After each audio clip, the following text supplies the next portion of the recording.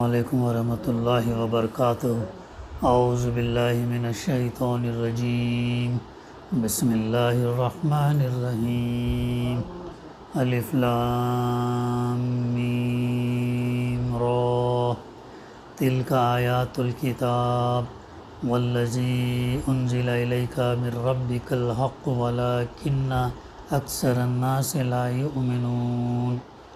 اللہ الذی رفع السماوات بغیر عمد ترونها ثم استوى علی العرش وسخر الشمس والقمر کل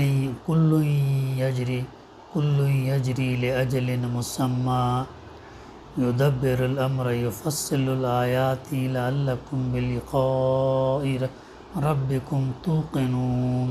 صدق اللہ العلی العظیم۔ رب اشرح لی صدری ویسر لی امری واحلل عقدۃ من لسانی یفقہوا قولی، رب زدنی علما۔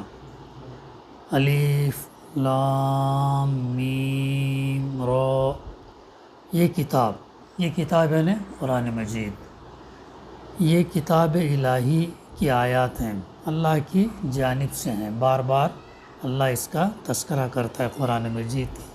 یہ جو آیات ہیں اللہ کی جانب سے ہیں، اور جو کچھ تمہارے رب کی طرف سے تم پر نازل کیا گیا وہ عین حق ہے۔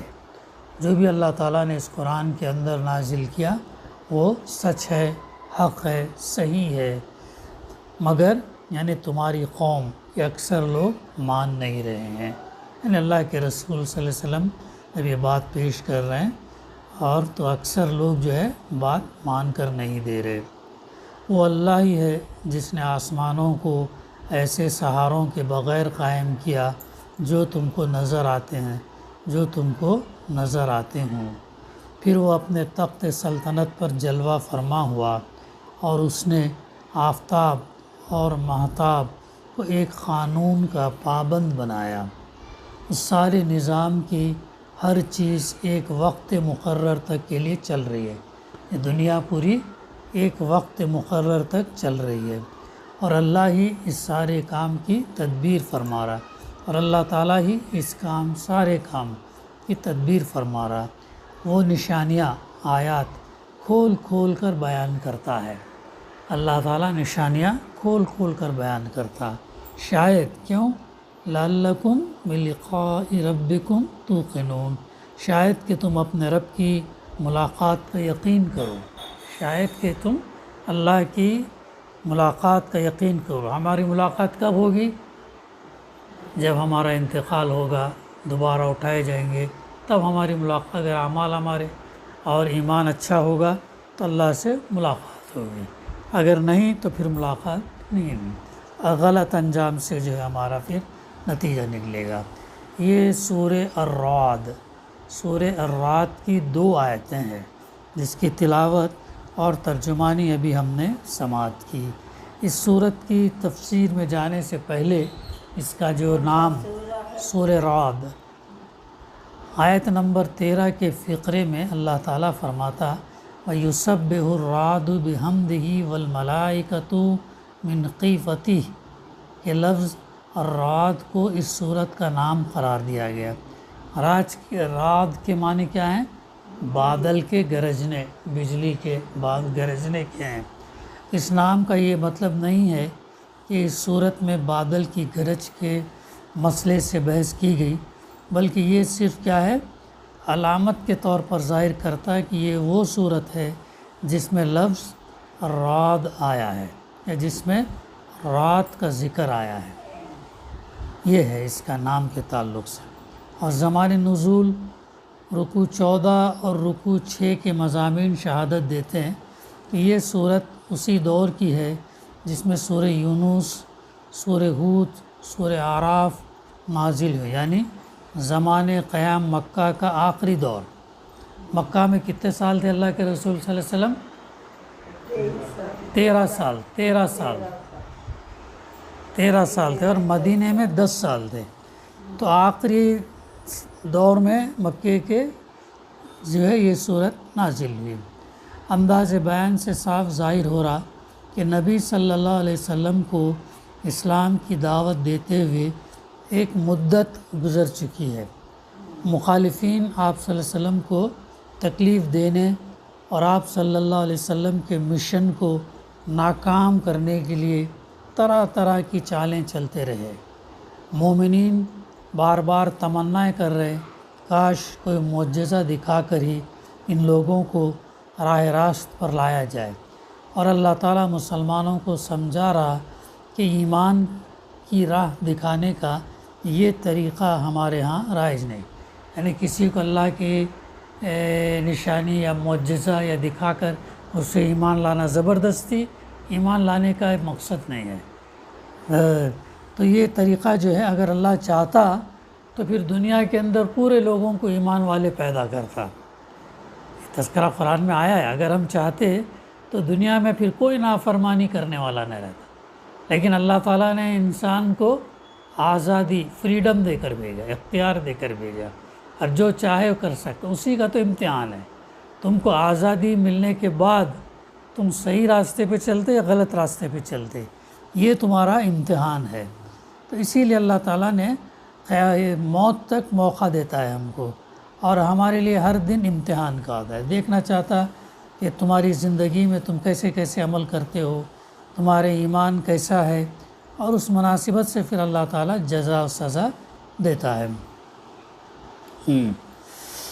اور اللہ تعالیٰ مسلمانوں کو سمجھا رہا ہے کہ ایمان کی راہ دکھانے کا یہ طریقہ ہمارے ہاں رائج نہیں ہے، اور اگر دشمنان حق کی رسی دراز کی جا رہی تو یہ ایسی بات نہیں ہے جس سے تم گھبرا اٹھو۔ اللہ تعالیٰ اگر دشمن کو ڈھیل دے رہا ہے تو ایسا نہیں ہے کہ اللہ ان سے جو ہے یہ ہے خاموش ہے یا اللہ ان کو دیکھ نہیں رہا ہے یا نہیں، بلکہ اللہ تعالیٰ ان کو موقع دے رہا ہے تاکہ وہ پلٹ آئیں۔ اس کے لیے اللہ تعالیٰ کسی کو ڈھیل دیتا ہے، یہ نہیں کہ اللہ نعوذ باللہ دیکھ نہیں رہے چھوڑ دیا جیسا کرنے دو ظلم کو پسند، ایسا نہیں ہے، بلکہ موقع دے رہا ہے، ڈھیل دے رہا ہے تاکہ وہ پلٹ آئیں۔ پھر آیت 31 سے یہ بھی معلوم ہوتا کہ بار بار کفار کی ہٹ درمی کا ایسا مظاہرہ ہو چکا، جس کے بعد یہ کہنا بالکل بجا معلوم ہوتا کہ اگر قبروں سے مردہ بھی اٹھ کر آ جائیں تو یہ لوگ نہ مانیں گے، بلکہ اس واقعے کی بھی کوئی نہ کوئی تعویل کر ڈالیں گے۔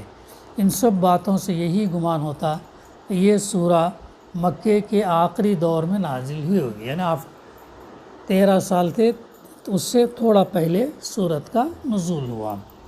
مرکزی مضمون کیا ہے اس سورت کے اندر، کیا سینٹرل تھیم ہے، سمری ہے، مرکز مینز کیا ہے؟ تو سورت کا مدعا پہلی آیت میں پیش کر دیا گیا، ہم پر جب مطالعہ کریں گے بھی، اور یعنی یہ کہ جو کچھ محمد صلی اللہ علیہ وسلم پیش کر رہے ہیں وہی دراصل حق ہے، آپ جو بات پیش کر رہے وہی حق ہے، مگر یہ لوگوں کی غلطی ہے کہ وہ اسے نہیں مانتے۔ دیکھتے ہیں نا ہم بھی آج بھی اب قرآن کی طرف جب بلایا جاتا، دعوت کی طرف، اسلام کی طرف بلایا جاتا، کم لوگ تیار ہوتے ہیں، اکثریت جو ہے وہ یہ نہیں کرتی ہے۔ تو یہ لوگوں کی غلطی ہے کہ وہ اسے نہیں مانتے۔ ساری تقریر اسی مرکزی مضمون کے گرد گھومتی ہے۔ اس سلسلے میں بار بار مختلف طریقوں سے توحید اور رسالت کی حقانیت ثابت کی گئی، ان پر ایمان لانے کے اخلاقی اور روحانی فوائد سمجھائے گئے۔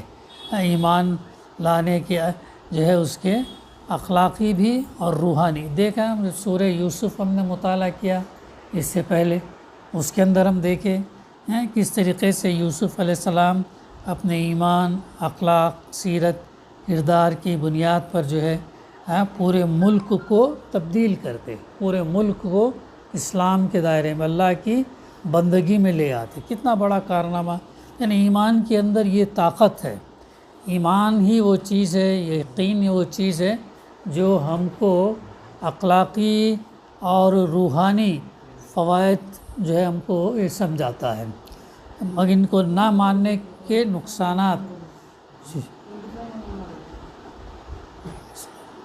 ہاں، پھر چونکہ سارے بیان کا مقصد کیا ہے، محض دماغوں کو مطمئن کرنا ہی نہیں بلکہ دلوں کو ایمان کی طرف کھینچنا بھی ہے۔ ایمان کیا ہے؟ اللہ کو، رسول کو، آخرت کو ماننا، دل سے ماننا، اور اس کے تعلیمات پر پھر عمل پیرا ہونا۔ اس لیے منطقی استدلال سے کام نہیں لیا گیا، بلکہ ایک ایک دلیل اور ایک ایک شہادت کو پیش کرنے کے بعد ٹھہر کر طرح طرح سے تخویف، ترہیب اور مشفقانہ تلقین کی گئی، تاکہ نادان لوگ اپنی گمراہانہ ہٹ درمی سے باز آ جائیں۔ یہی وہ پیغام ہے جو ہم کو سیدھے راستے پر رکھتا ہے دنیا میں۔ اسی لیے اس کتاب سے ہم کو قریب ہونا ضروری ہے۔ روز ہمارا کچھ نہ کچھ مطالعہ ٹچ میں رہنا جو ہے ضروری ہے۔ دوران تقریر میں جگہ جگہ مخالفین کے اعتراضات کا ذکر کیے بغیر ان کے جوابات دیے گئے ہیں، اور ان شبہات کو رفع کیا گیا جو محمد صلی اللہ علیہ وسلم کی دعوت کے متعلق لوگوں کے دلوں میں پائے جاتے تھے۔ جو بھی اشکال تھے، ڈاؤٹس تھے، ان کو کلیریفائی کیا گیا، ان وضاحت کی گئی، یا مخالفین کی طرف سے ڈالے جاتے تھے، کلیریفائی کیا گیا۔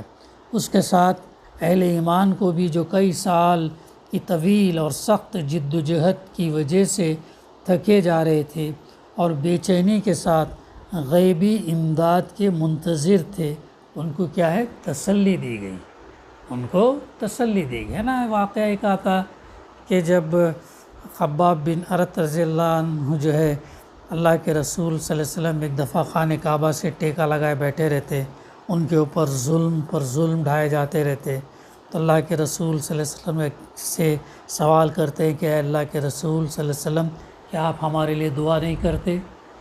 تو آپ ٹیکا جو لگائے رہتے پھر سامنے آ جاتے، آ کے کہتے ہیں کہ ابھی تم جلدی مچا رہے ہو، تم سے پہلے لوگوں کے ساتھ کیا کیا کیا گیا، تم سے پہلے لوگوں کے ساتھ کتنا ٹارچر کیا گیا، زمین میں آدھا گاڑ کر آری سے کاٹا گیا، لوہے کی کنگیاں چلائی گئیں، کہ کس لیے ہوا یہ سب؟ ایمان کی خاطر ہوا۔ ایمان ان کے سامنے اتنی قیمتی چیز ہے کہ وہ ایمان کو چھوڑ کر دوسری چیز کو اختیار نہیں کرتے تھے، ہے نا۔ تو یہ چیز اصحاب کہف کا بھی وہی معاملہ ہے، وہ لوگ بھی ایمان کی خاطر اپنے گاؤں، اپنے شہر، ملک، خاندان، کاروبار کو چھوڑ کر غار میں پناہ لیا۔ تو ایمان بہت قیمتی چیز ہے، ایمان کے ساتھ کمپرومائز نہیں ہونا چاہیے۔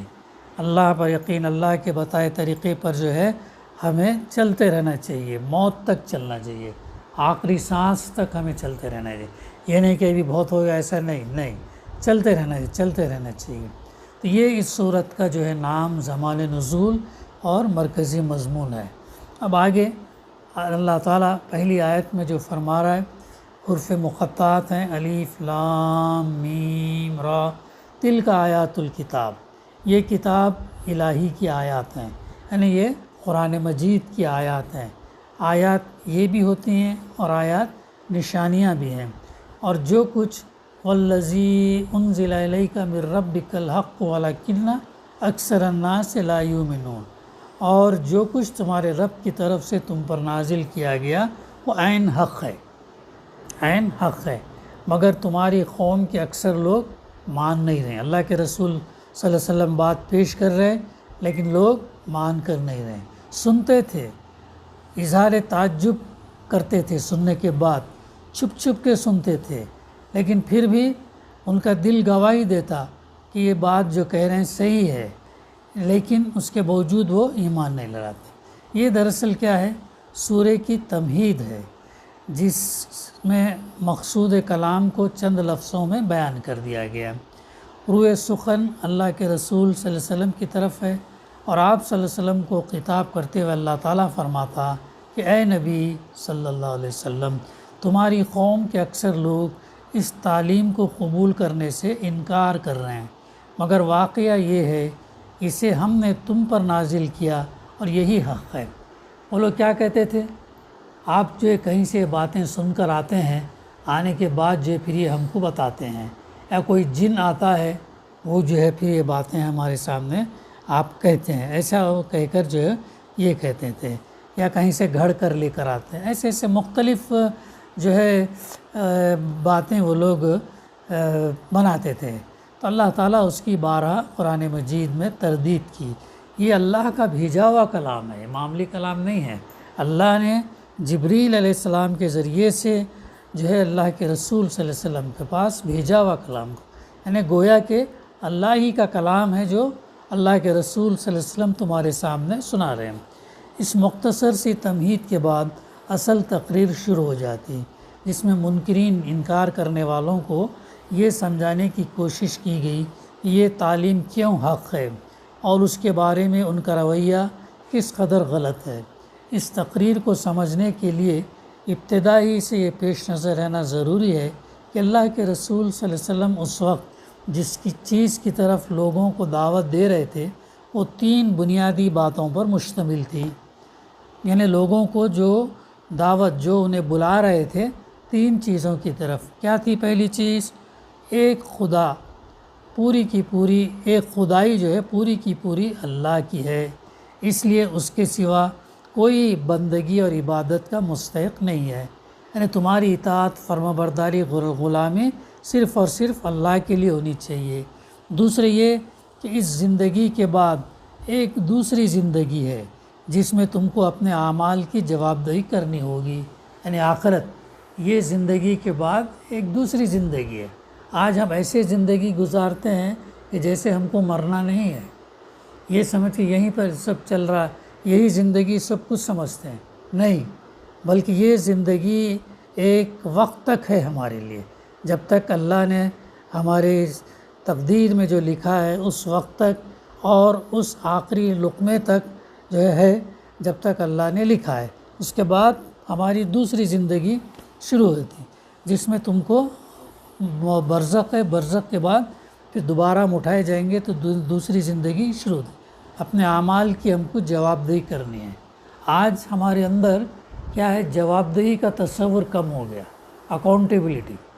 ہم سمجھتے ہیں من مانی کوئی پوچھنے والا نہیں، کچھ بھی کرو، کیا بھی کرو، میرا دل، میری خواہش، جیسا چاہتی ویسا کرتے جاؤ، ایسا ہمارا یہ ایسا نہیں ہے، بلکہ ہم کو جواب دینا ہے، اللہ کے حضور جواب دینا ہے، کیونکہ اللہ نے ہم کو بھیجا ہے، نہ ہمارا جسم ہے، نہ ہمارا مال ہے، نہ ہمارا کچھ ہے، یہ سب اللہ کا دیا ہوا ہے، تو اس کو اختیار ہے کہ ہم کو پوچھے کہ تم نے کیا کر کے آیا ہے دنیا کے اندر، کیسی زندگی گزار کر آئے، اس کے لیے تیار رہنا ہے۔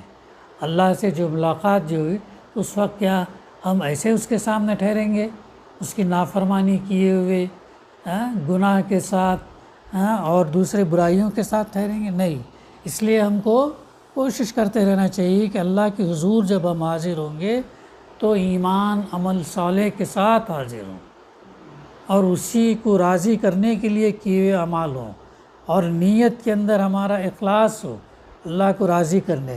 ایسے جب ہم اس کے سامنے ٹھہریں گے تو امید ہے کہ جو انشاءاللہ اس جہنم کی آگ سے پھر بچ جائیں گے، ورنہ پھر من مانے اگر ہم اپنی زندگی گزاریں، اپنے نفس کے مطابق زندگی گزاریں، یا کسی رسم و رواج کے مطابق زندگی گزاریں، یا کسی کے اور بتائے ہوئے طریقے پر کسی قانون کے مطابق ہم یہ قابل قبول نہیں ہے۔ زندگی اگر ہم کو گزارنا ہے تو اس قرآن کے مطابق، اللہ کے رسول صلی اللہ علیہ وسلم کی تعلیمات کے مطابق گزارنا ہے۔ یہ بیسک فارمولہ ہے جو ہم کو یاد رکھنا ہے، ہم کو ادھر ادھر دیکھنے کی ضرورت نہیں، قرآن ہم سے کیا مخاطب ہے، کیا ہمیں بتا رہا ہے اور اس کے مطابق زندگی گزارنا ہے۔ تیسری بات یہ کہ میں اللہ کا رسول ہوں، یعنی محمد صلی اللہ علیہ وسلم اللہ کے رسول ہیں، اور جو کچھ پیش کر رہا ہوں اپنی طرف سے نہیں بلکہ اللہ کی طرف سے پیش کروں۔ دیکھو اللہ کے رسول صلی اللہ علیہ وسلم نے بھی کلیریفائی کر دیا، میرا کلام نہیں ہے، میں تم کو نہیں، بلکہ میں اللہ کی طرف سے باتیں پیش کر رہا ہوں۔ یہی وہ 3 باتیں ہیں جنہیں ماننے سے لوگ انکار کر رہے تھے، انہی کو اس تقریر میں بار بار طریقے سے سمجھانے کی کوشش کی گئی اور انہی کے متعلق لوگوں کے ڈاؤٹس اور اعتراضات کو رفع کیا گیا، کلیئر کیا گیا۔ یہ بات ہم کو یاد رکھنا ہے۔ اب درس سے ہم کو یہ حاصل یہ کرنا ہے کہ اللہ سے ہم کیسے اور قریب ہوں۔ درس وغیرہ جب قرآن جب ہم پڑھتے ہیں تو اللہ سے ہم کیسے اور قریب ہوں، پھر آخرت کی فکر ہمارے اندر پیدا ہونا چاہیے۔ آخرت کی فکر، ارے یہ زندگی ٹیمپرری ہے، عارضی ہے، مرنا ہے، جانا ہے، جواب دینا ہے، یہ ذہن میں ہمیں ہر وقت نہیں، اسی لیے بار بار جب ہم پڑھتے رہیں گے، ریمائنڈرز آتے رہیں گے، یادداشت کرتے رہیں گے، تو ہمارے اندر پھر ایمان جو ہے بڑھتا رہے گا انشاءاللہ۔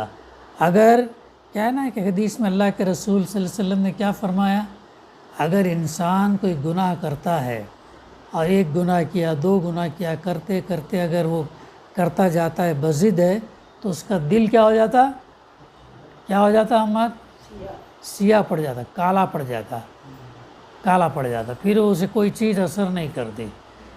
تو اللہ کے رسول صلی اللہ علیہ وسلم نے صحابہ نے سوال کیا اس کا علاج کیا ہے؟ تو جب دل ہمارا گناہ سے اگر کالا ہو گیا تو اس کا علاج کیا ہے؟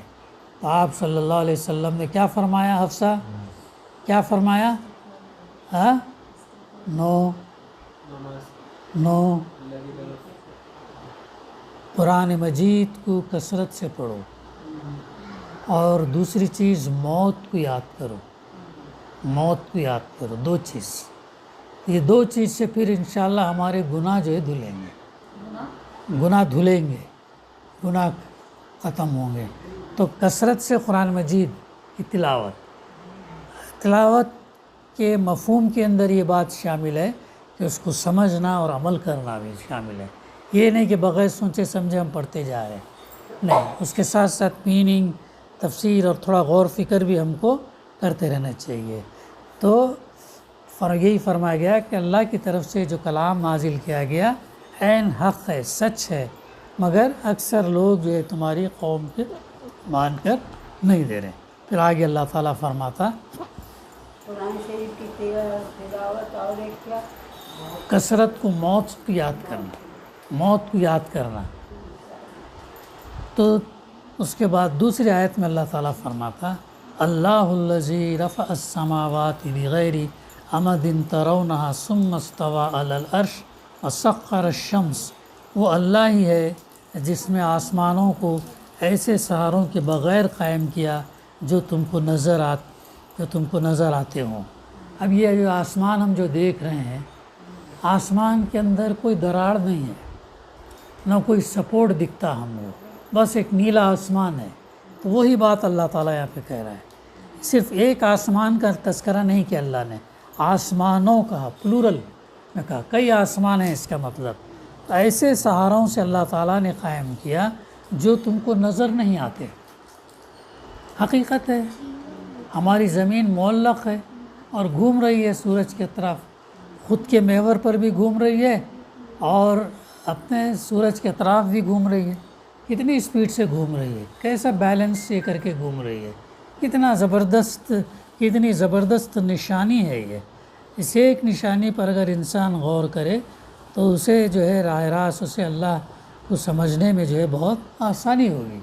کتنی اسپیڈ سے گھوم رہی ارتھ اپنے ایکسس پر 1000 کلومیٹر پر آور اپنے ایکسس پہ لیتے اپن خود گھومنا، پھر اپنا خود گھومتے گھومتے سورج کے طرف کتنی اسپیڈ سے جاری 1000 کلومیٹر سے اپنے ایکسس پر گھوم رہی، نہیں چلتا، نہیں کچھ بھی نہیں پتہ چلتا، اور رات دن گھومتے رہتی۔ کنٹینیو گھوم رہی، رک رہی نہیں۔ اگر رکیں گی سورج کے اطراف تو 45,000 کلومیٹر کی رفتار سے گھوم رہی ہے، سورج کے اطراف اتنی تیز رفتار سے گھوم رہی ہے، ہمارے کو معلوم ہی نہیں ہوتا۔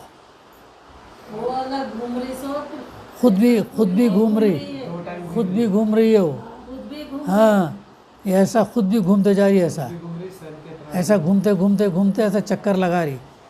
تو کتنا بیلنس ہے، دیکھو کیسے ہو سکتا بیلنس، اتنے سارے لوگوں کو، اتنا پانی، جو تین حصے پانی، ایک حصہ 3 حصے سمندر، ایک حصہ زمین، اتنے سارے چیزوں کو جو لے کر گھوم رہی ہے، کتنا بڑا ہے، کتنی بڑی نشانی اللہ کی۔ تو یہ نشانی ہی ایک کافی ہے کہ ہم اللہ کو جو ہے سمجھ سکتے ہیں۔ 3 حصہ پانی ہے کیا؟ 3 حصے پانی ہے اور ایک حصہ زمین ہے خالی۔ ایک حصے زمین میں انسان ہے، حیوانات، جانور ہے، چرند پرند ہے، پھر نباتات ہیں، پلانٹس ہیں، اتنے ساری چیزیں ہیں۔ تو یہ اللہ تعالیٰ اس کا تذکرہ کرا۔ تو اور جو سارے ہیں وہ غیر محسوس ہیں، کیسے اللہ تعالیٰ ان کو بیلنس کیا ہوا، کون سا ایندھن ہے. اب اس کو مجھے آگے بڑھانا ہے تو طاقت لگتی ہے نا، اس کو فورس لگتا، لیکن زمین جب اتنی رفتار سے گھوم رہی ہے تو کون سا پائلٹ اس کو چلا رہا ہے، کون سا فیول اس کے اندر ہے، یہ چیزیں ہمیں غور کرنے کی ہے. اب یہ جو کیا ہے، ایک غیر محسوس طاقت ایسی ہے جو ہر ایک کو اس کے مقام اور مدار پر روکے ہوئے ہے، اور ان عظیم الشان اجسام کو زمین پر ایک دوسرے پر گرنے نہیں دیتے اور ٹکراتے نہیں. ہم سب جانتے ہیں سولار سسٹم میں کتنے پلانٹس ہیں، سٹارز ہیں، مون ہیں، کیا کیا ہے، وہ سب چیزیں ہم سب جانتے ہیں. پھر آگے اللہ تعالیٰ فرما رہا، پھر وہ اپنے تخت سلطنت پر جلوہ فرما ہوا.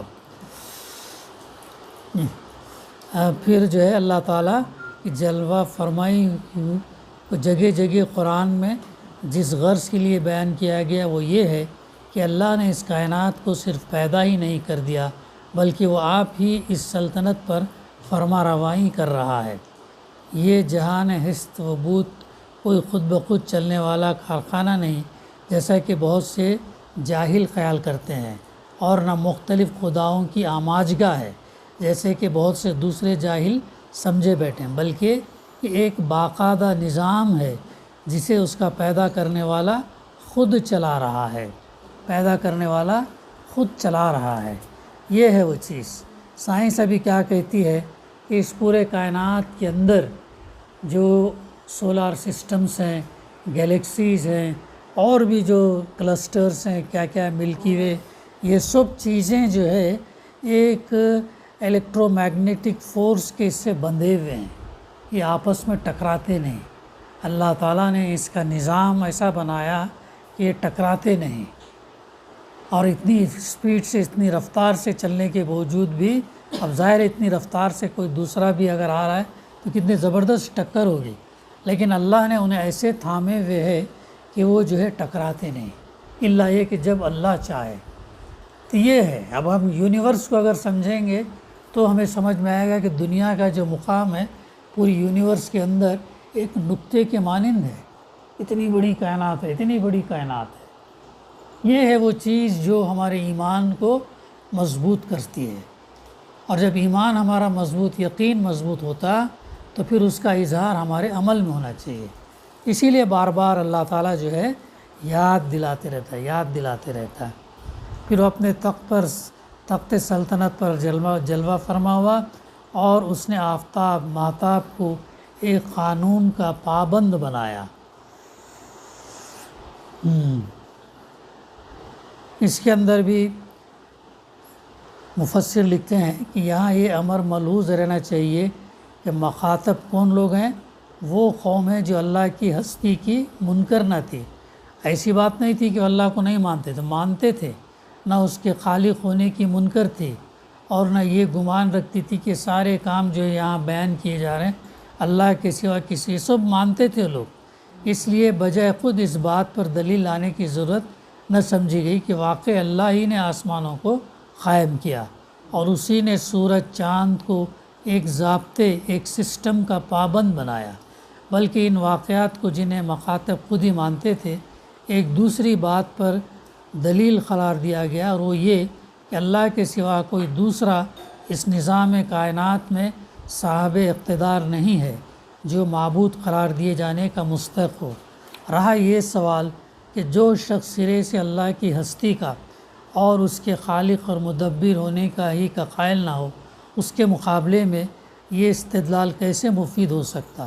تو اس کا جواب یہ ہے کہ اللہ تعالیٰ مشرکین کے مقابلے میں توحید کو ثابت کرنے کے لیے جو دلائل دیتا، وہی دلائل ملاحدہ کے مقابلے میں وجود باری کے اثبات کے لیے بھی کافی ہیں. توحید کا سارا استدلال اس بنیاد پر قائم ہے کہ زمین سے لے کر آسمانوں تک ساری کائنات ایک مکمل نظام ہے، اور یہ پورا نظام ایک زبردست قانون کے تحت چل رہا ہے جس میں ہر طرف ایک ہماگیر اقتدار، بے عیب حکمت اور بے قطع علم کے آثار نظر آتے ہیں۔